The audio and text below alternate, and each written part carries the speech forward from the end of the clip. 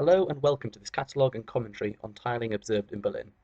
In this section of our surface investigation, myself, Matthew, Ross and Deck are examining the texture of surfaces we came across in our 3 sites across the city, with the aim to think flatly, almost letting our data do the talking. The title of this sub-theme, tacTILE, is used as it neatly combines one of our primary research methods used and the subject matter being covered, autoethnography through tactility and tiles. We'll start off with this picture of Tempelhof, a now non-functioning airport. For the sake of argument in this section, this surface is regarded as being made up of large tiles, the texture of which are smooth and therefore used by runners, windboarders and many other leisurely and sporting activities. When this was taken, however, the area was wet, yet many people, perhaps commuters, were still seen using the tiled runways. This photograph, however, shows the large runway tiles in dry conditions, although in neither conditions do we feel like we were in danger of slipping over. This picture also depicts the tarmac section on the left bordering the main concrete runway. Whilst the texture of this wasn't overly different to that of the main runway, it wasn't, however, used as extensively by people in the area. Leaving Tempelhof from the southwest corner, this photograph also shows different smaller tiling used beneath bike racks.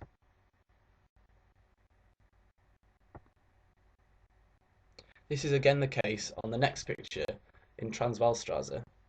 Compared to the wider, smoother tile present on the left, the surface texture underneath the bike rack is visibly different. It raises questions as to why this could be. Primarily to differentiate it from the pavement, perhaps trying to state that the bicycles belong here. Regardless, worn and torn smaller tiles are also seen on the right of the photograph. These are located next to a cut-through which has larger tiles arranged in a more brick-like pattern. This process of erosion can also be seen in this area of Tempelhof. Hardly anybody observed used this area and could be partly due to this cracked and rough surface being aesthetically grim and irregular underfoot. This can be seen in Beale et al.'s comparison of different ground surfaces on the facilitation of wheelchair movement. They are quick to state that it is not only the type of surface that affects this movement, such as the different types of tile, but their condition and state of repair. However, bumpiness didn't discourage this man on the right in Volkswagen Rehberg. These tiles were too bumpy for our liking when we cycled over them. This then raises the question as to whether these tiles can be described as cobbles. A link to the Merriam-Webster definition of cobblestone can be seen on your screen now. However, I would describe this surface more as protruding tiles, my idea of cobbles being more spherical on the surface than these. Another man can also be seen here cycling on bumpy tiles. However, he was in obvious discomfort. This was not his first choice of route, as nearby roadworks had blocked the cycle path down the street.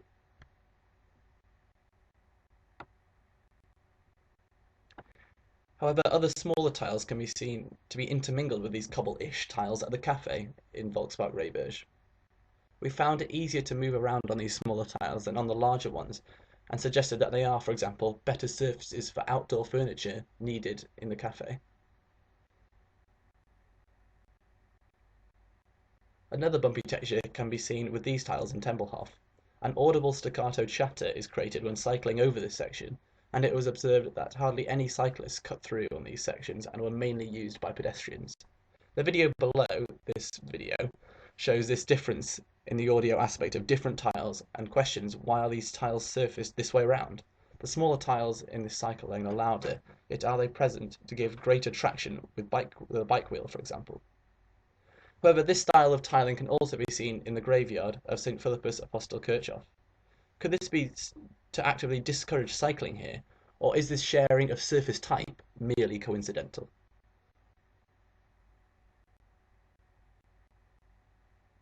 Yet this is not the only type of tiling in the graveyard. Smoother and larger tiles can be seen closer to the graves. These may have been laid later after burial, for example, and may indicate how different tiling is used at different times, perhaps due to changes in fashion in urban design.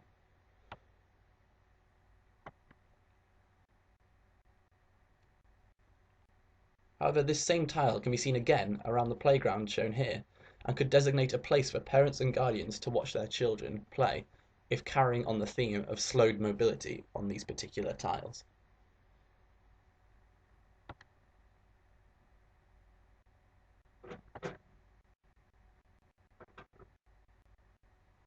However, surfaces for a specific purpose are not all the same in Berlin. The tiling of the 2 cycle lanes shown here, for example, are not the same. The smoother tile on the left encourages to go quickly on Edinburgh Strasse, yet the smaller tiles on the right, which we keep encountering in this study, are not as smooth. Smaller tiles are also shown in this picture, comprising the compass on the surface in the middle of this picture, and on closer inspection shown here, these smaller tiles can be judged as having a more decorative purpose compared to the tiles of the cycle lanes.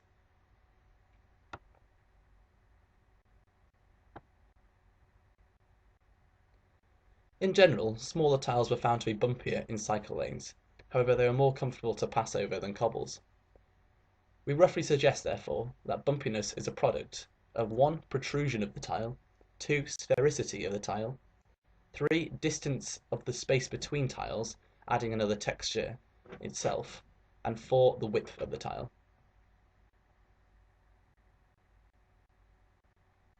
Correspondingly, it was nicer cycling on the earth either side of this tiled path, which comprises of large distances between the individual tiles, although the tiles themselves are flat and wide. Nobody was witnessed cycling over these tiles in the 2 hours of observation spent at this site. A cocktail of different tiles and textures can be seen in this photograph. We can, for example, compare the large protruding square of tiles to the tiles at the bottom, which are seen in Templehof, the graveyard, and by the playground. All these different tiles actually confused us as to where the cycle lane goes. People were witnessed going straight over the square of large tiles, whilst others turned right up and over the manhole. This can be compared with the obvious red cycle lane here on Transvalstrasse. The tree as well as the puddle represent obstacles, yet the tiles are smooth and we enjoyed quickly cycling up and down this lane. However, we were unsure about the use of small tiles on the right. Were they bordering the grass just for the sake of bordering the grass? We are still unsure. This can be seen again here, similar tiles and location, close to a different surface. It is not aesthetically pleasing due to the weeds growing between the tiles and raises the question as to whether tiling needs a purpose. We presume so as it's man-made, designed for the use of man, but is this always the case? We believe the purpose of the tiles shown here can be explained. The red tiles indicating where the cycle path pavement merges into an exit from Volkspark-Rehberg, the new pattern of tiling itself almost looking like a mixture of the two.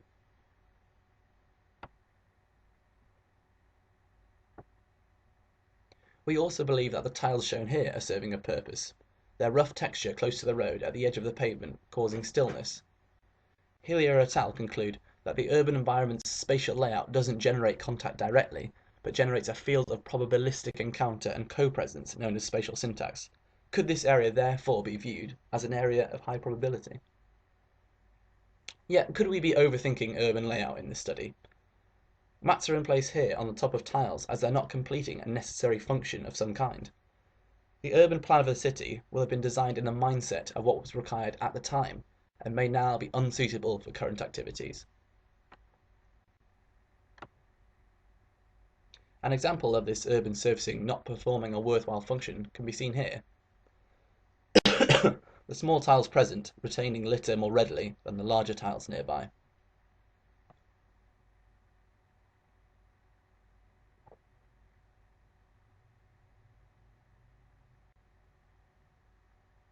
An exception to this, however, that we saw was the tiling present in the U-Bahn stations. The smoothness of the platform tiles facilitating movement, almost shepherding people along this platform, encouraging commuters to quickly enter and exit the area.